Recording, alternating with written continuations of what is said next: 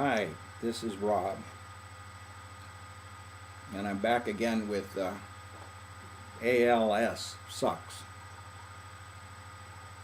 We've been talking about trying different things, joining up with people who really care, who really want to give, and the impact this all was having and is having on me.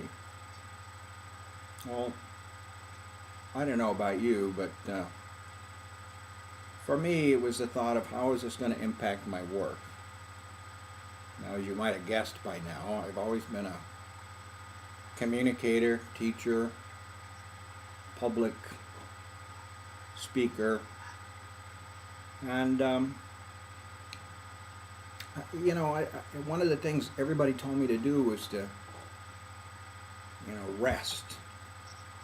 Don't get tired. Don't overdo. It's interesting, in my mind, some of just the opposite thoughts were happening. I better hurry up. I've got a lot left to do, and I'm running out of time a little sooner than I had figured. So I really, while I accepted that this was a challenge, I took stock of everything that I could still do, and I did it. Probably even did it with more or greater sense of urgency, I'm sure, than before. Many of my clients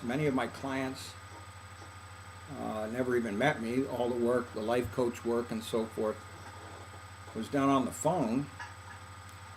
And my voice, as you can tell, has stayed with me, for which I am very, very, very grateful. Everything else kind of melting like a snow cone on the sidewalk on a hot day. But I could still talk, and of course think.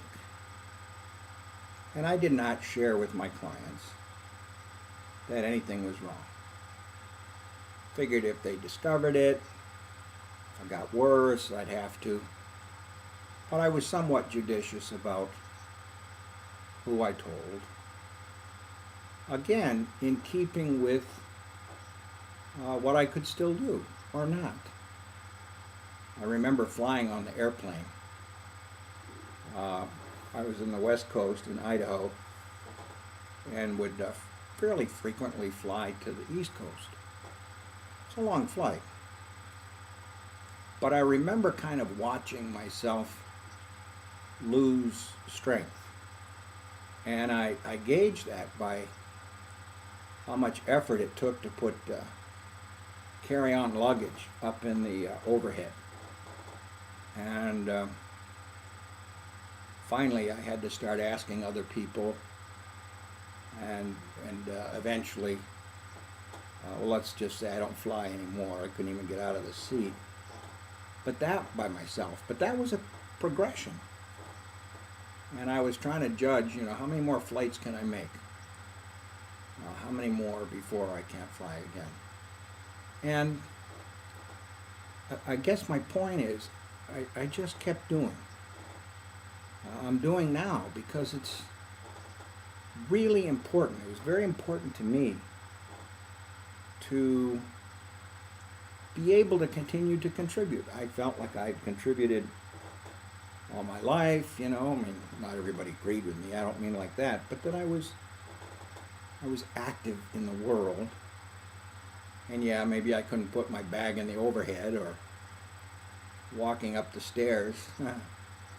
I remember one time I was in an airport, I think down in Ontario, California, or White Plains, and I was still walking unassisted, although it was clear something was wrong. And all of a sudden I noticed that the plane had stairs, they didn't have one of those walkways, and oh my gosh. Here I was stuck in front of everybody carrying my bag up these stairs. Well, I gotta tell you, it was quite the circus act. One step, one bag up, one step, one bag up. But I was never embarrassed. I just went ahead and did it. And it seemed to help a lot to be able to keep doing whatever I could do.